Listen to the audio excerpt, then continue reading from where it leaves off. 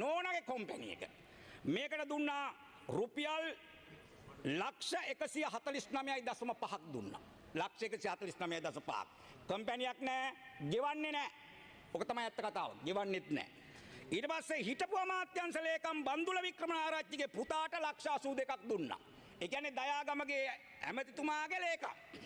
ලේකම්ලා ඇමතිවරු ගැහුවේ ඒ විදියට දුන්නේ. ඊළඟට ඔන්න තව එකක්. අශාහි කන්ස්ට්‍රක්ෂන් ප්‍රයිවට් ලිමිටඩ්. කවුද මේ? රොසාන් රණසිංහගේ නෝනා.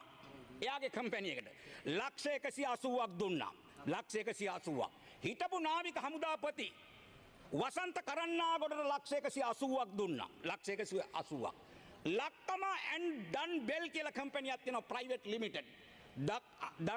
ලක්කම ඇන්ඩ් ඩන් බෙල් කියලා කම්පැනියක් තියෙනවා. කාගේද මේ?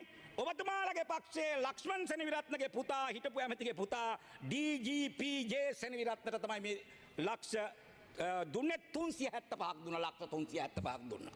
සුවද එන්ටර්ප්‍රයිසස් කවුද අයිතිකාරයා? AWK බන්දුල. ඒ කවුද? මහින්ද අමරවීරගේ සහෝදරයා. එයාට දුන්නා රුපියල් ලක්ෂ 481ක්.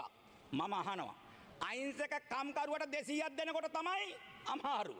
දැන් මේ දීපු සල්ලි ගරු